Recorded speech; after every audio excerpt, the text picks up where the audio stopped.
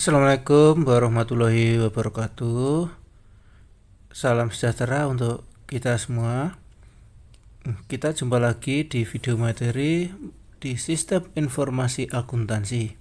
Kali ini kita akan membahas mengenai pengendalian internal.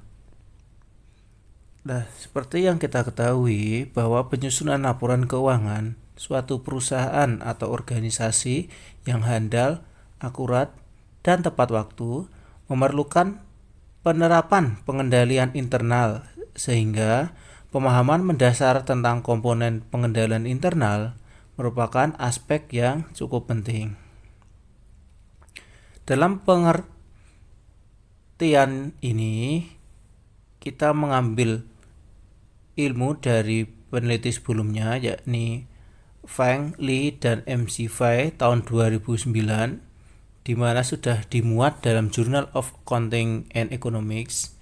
Nah, dalam penelitian itu menunjukkan bahwa kualitas pengendalian internal berhubungan sangat erat dengan perubahan terkait dengan kesalahan prediksi manajemen.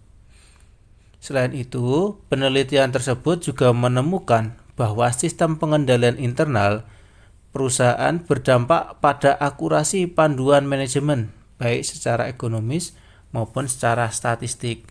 Nah, itulah tadi latar belakang mengapa penting sekali kita harus memahami mengenai pengendalian internal. Oke ya, setelah kita mengetahui latar belakang, kita masuk mengenai definisi. Nah, pengendalian internal ini merupakan salah satu konsep yang paling penting dan mendasar bagi profesional bisnis di semua tingkat.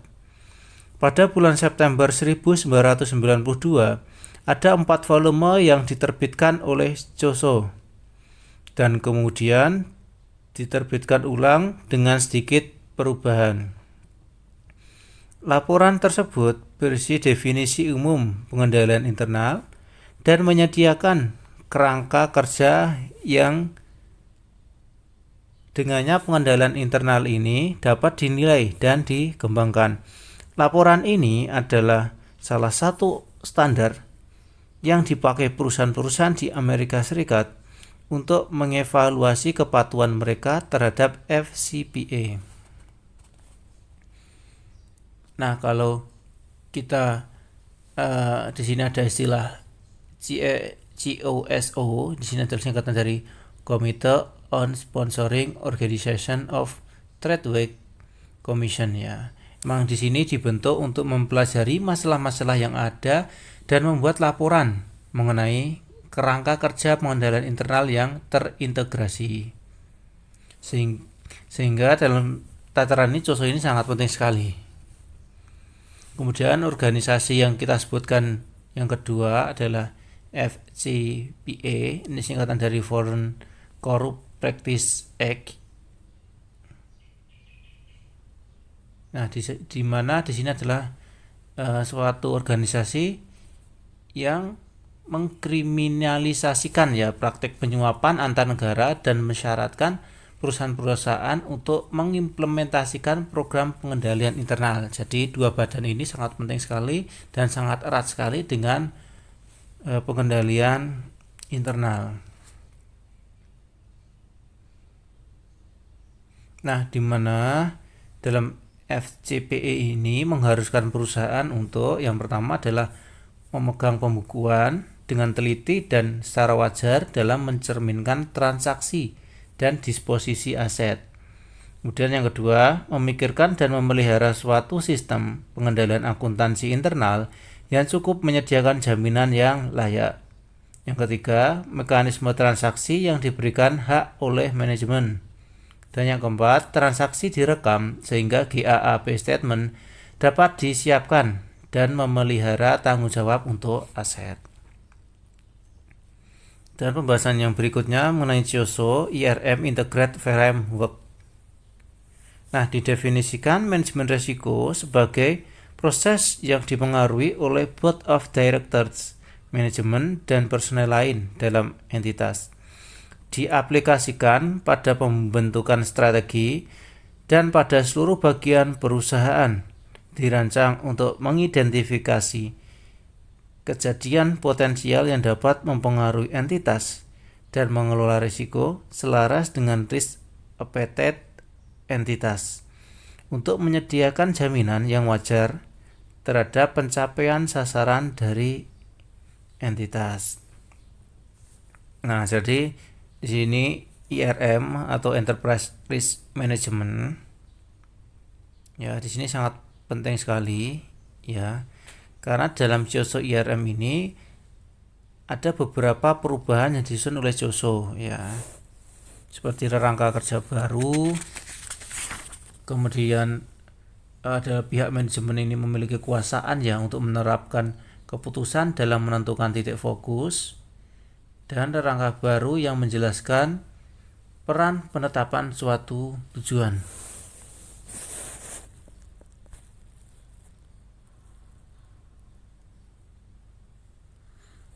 Nah, itu tadi yang sedikit saya jelaskan ya.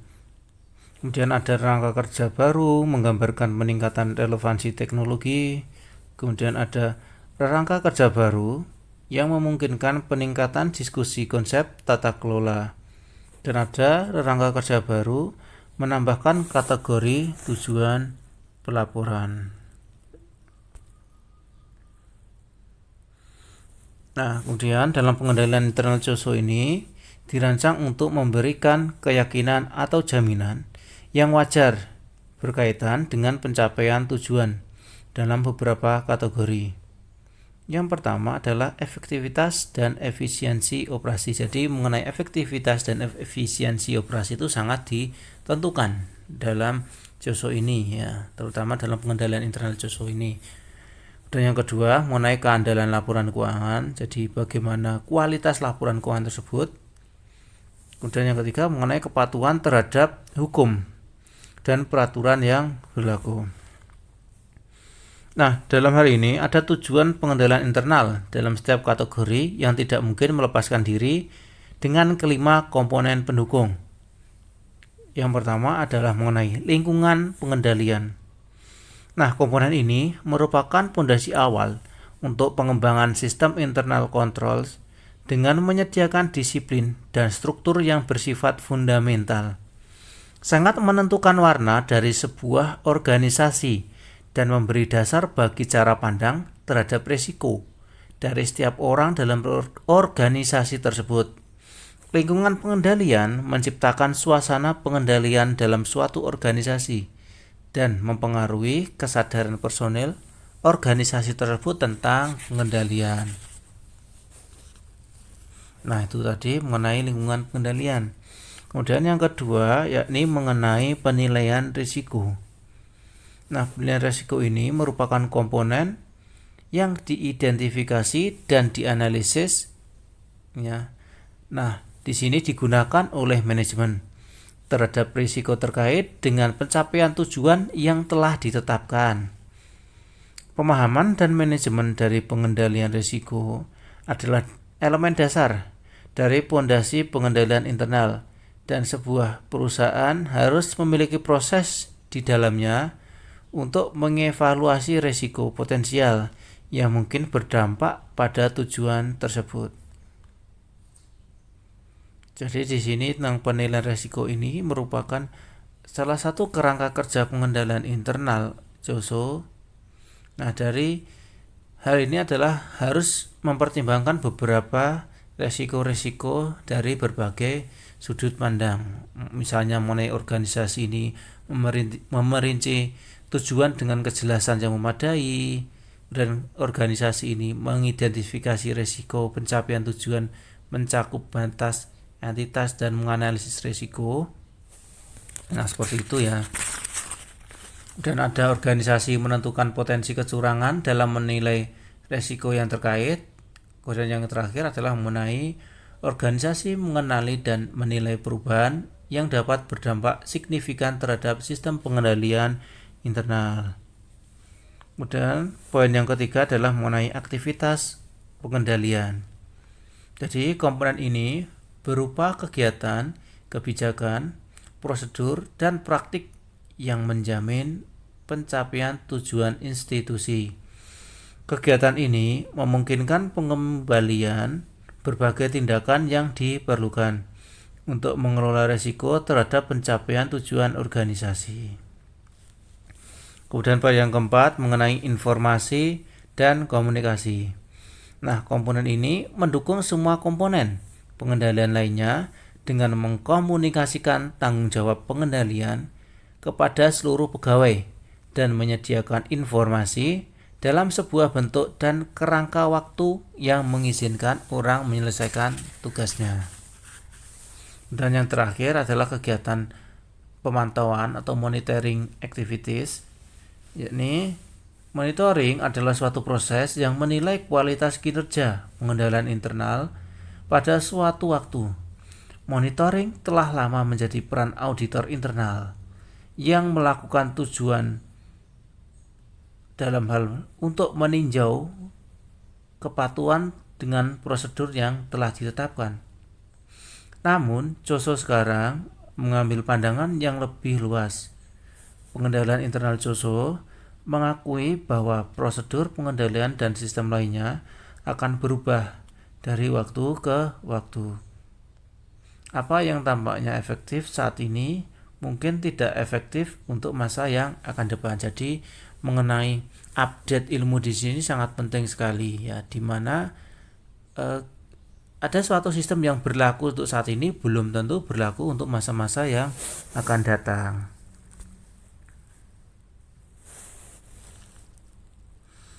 Nah, kemudian ada the three lines of defense model.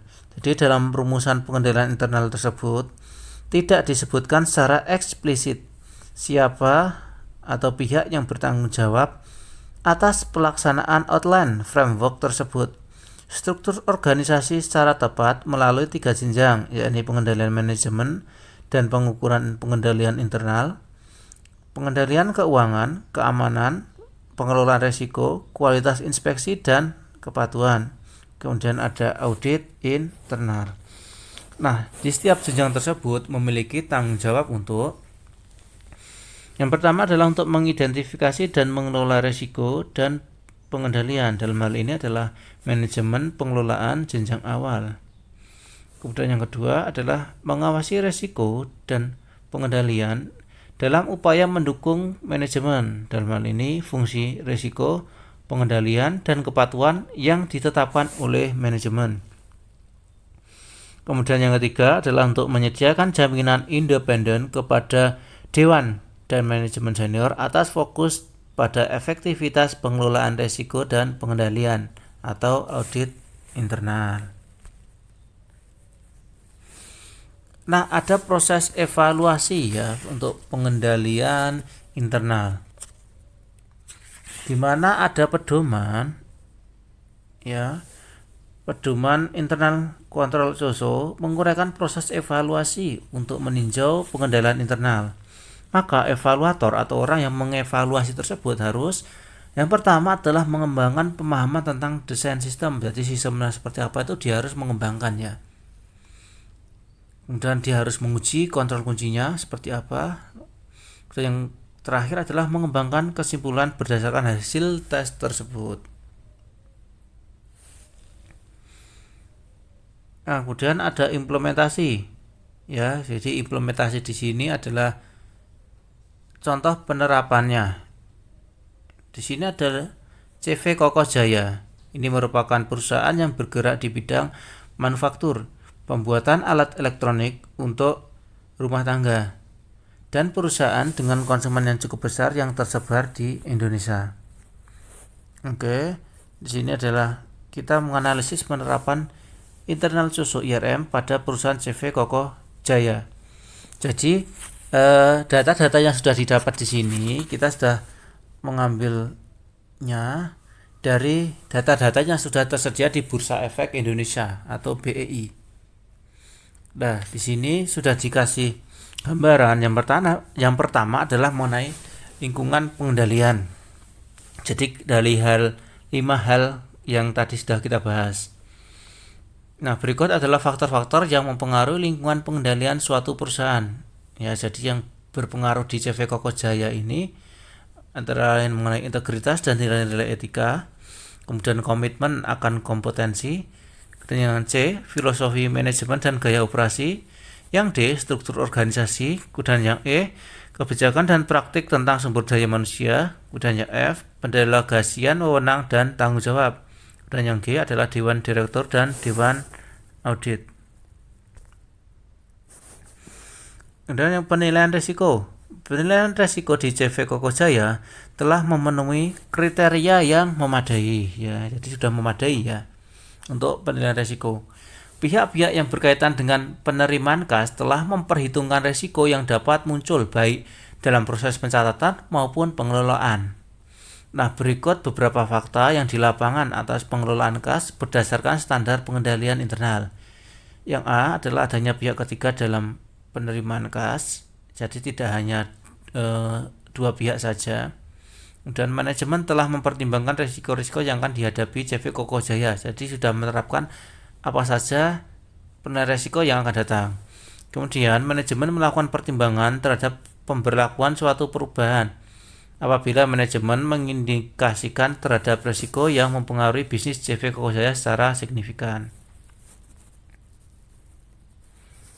Dan lanjutan dari yang tadi, fakta atau dokumen yang belum memenuhi standar pengendalian internal ya, antara lain jadi yang pertama, kas yang diterima CV Koko Jaya tidak disetorkan setiap harinya. CV Koko Jaya menyetorkan kas yang diterima ke bank setiap 3 hari sekali. Jadi setoran ke bank itu tidak rutin tiap hari ya kan, tapi di sini adalah 3 hari sekali.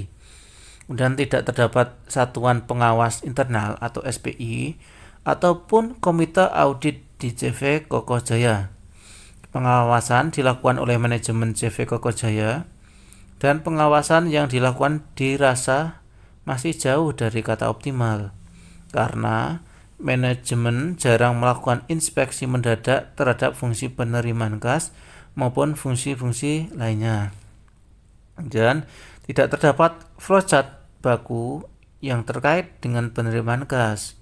Padahal dengan adanya flowchart baku tersebut akan terkait dengan penerimaan kas, maka diharapkan proses penerimaan kas dapat lebih terstruktur dan efektif.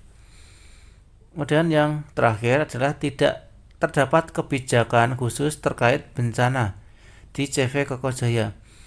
Hal tersebut menimbulkan risiko yang sangat besar apabila terdapat bencana yang melibatkan aset CV Koko Jaya. Ya, itu tadi adalah kekurangan dari kedua poin itu tadi ya, dari lingkungan pengendalian dan penilaian risiko. Kemudian mengenai yang ketiga adalah di aktivitas pengendalian. Aktivitas pengendalian CV Koko Jaya memenuhi kriteria kurang memadai. Hal tersebut terlihat dari tindakan preventif terhadap keamanan data perusahaan. Tampak bahwa setiap komputer sudah diberikan password yang berguna membatasi akses informasi perusahaan. Akan tetapi, password yang ada masih belum memberikan jaminan keamanan yang tinggi, sebab password tersebut sama dan dapat digunakan oleh seluruh user. Jadi seluruh pemakai itu bisa menggunakan user dan passwordnya. Seharusnya setiap user memiliki password masing-masing, sehingga akses akan data perusahaan dapat dibatasi. Dan yang keempat adalah mengenai informasi dan komunikasi, di mana tujuan sistem informasi dan komunikasi akuntansi dari perusahaan adalah untuk memulai, mencatat, memproses, dan melaporkan transaksi yang dilakukan oleh perusahaan tersebut, serta mempertahankan akuntabilitas aktivitas yang terkait. Kemudian yang terakhir adalah mengenai pemantauan. Di CV Koko Jaya, pemantauan memenuhi kriteria kurang memadai. Fungsi pengawasan di CV Koko Jaya selama ini dilakukan langsung oleh manajemen.